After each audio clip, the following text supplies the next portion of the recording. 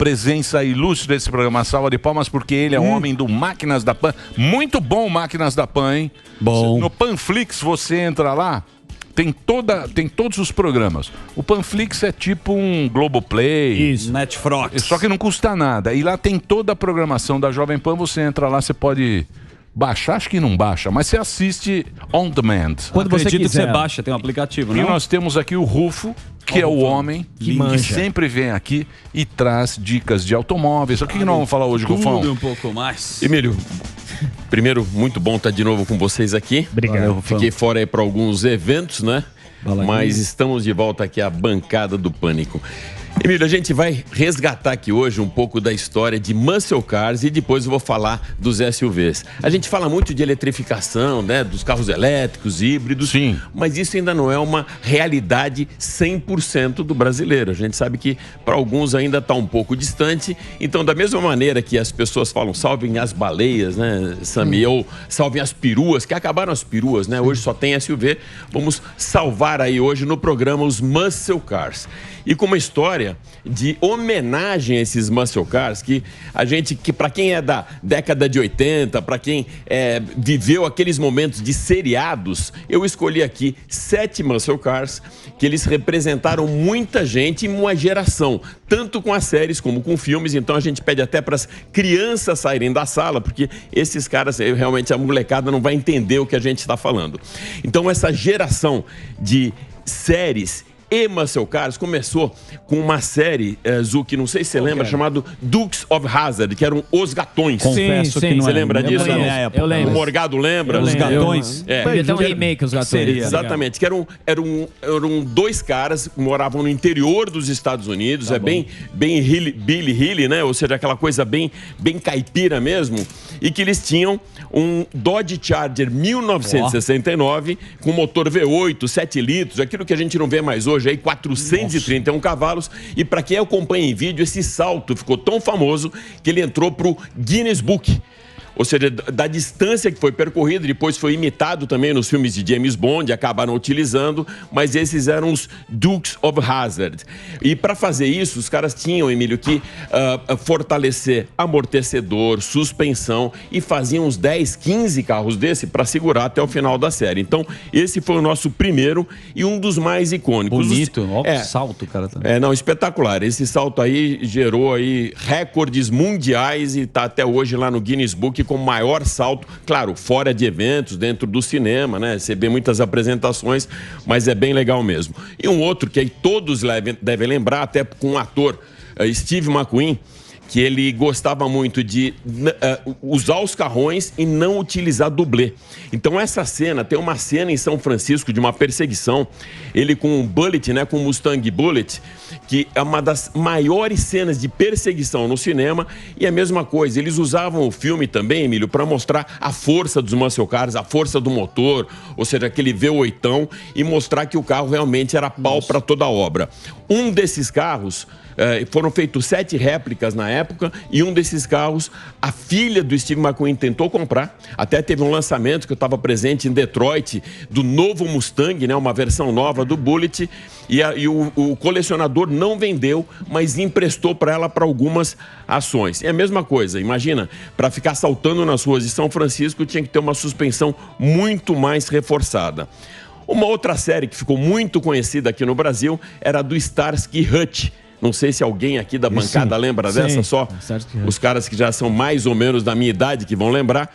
E também eram 2 policiais e o carro, o maior ícone desse carro era uma faixa branca que ele tinha no meio da pintura vermelha. Perseguiam bandidos no meio da cidade de Detroit e ficaram conhecidos por aquela cena. O cara tá de um lado do carro, o policial tá do outro, ele se jogava por cima do capô para sair do outro lado, né? E essa cena foi criada exatamente nesse filme e esse carro ficou muito marcado por essa história.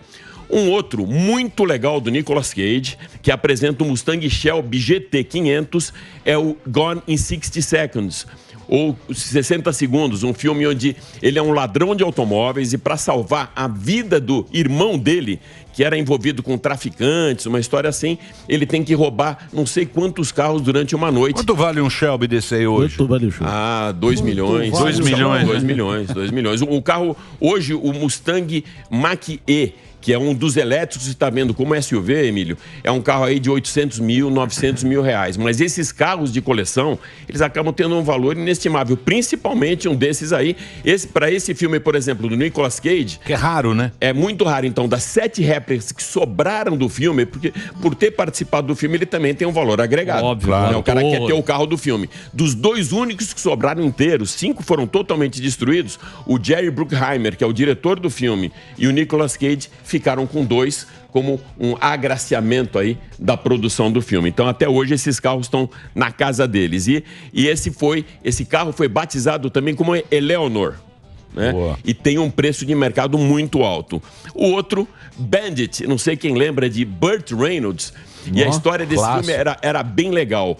Ele usava o carro com uma cortina de fumaça. Os caras faziam contrabando de bebidas alcoólicas na época da lei seca, saía todo o contrabando num caminhão e o Burt Reynolds saía dirigindo em alta velocidade, passava pela polícia como uma isca, a polícia atrás dele, enquanto a polícia atrás dele, os caras passavam com contrabando de bebidas. Então, esse foi um dos mais antigos, já do final da década de 70, e que transformou o carro realmente num ícone, que era o Pontiac Trans Am de 77. Ele também comprou o carro. Então, esses caras normalmente já eram apaixonados por muscle cars. Aí, quando participavam do filme, eles acabavam ficando com o carro. Isso é 77. Ou quem fez aquele GTO? O GTO é o clássico da Pontiac, que era o John DeLorean, né? Exatamente, que foi o que projetou. Tem o filme. Sim, exatamente. De Volta para o Futuro. De Volta para o Futuro. Pontiac. Que também é um carro absurdamente caro, né? Mesmo com uma ré. E era um carro que não valia nada, Emílio. Quando transformaram o carro, fizeram toda aquela transformação para ele no Back to the Future, ele subiu muito o valor de mercado. Para você ter uma ideia, um desses carros do Bullitt, por exemplo, ele, quando foi lançado, ele tinha um valor de mercado, ele dobrou o valor de mercado logo depois da apresentação do filme. E pra gente aqui, o mais conhecido já dessa nova geração, Fast and Furious, né? Que era o Dodge Charger RT 1970 do conhecido Dominic Toretto.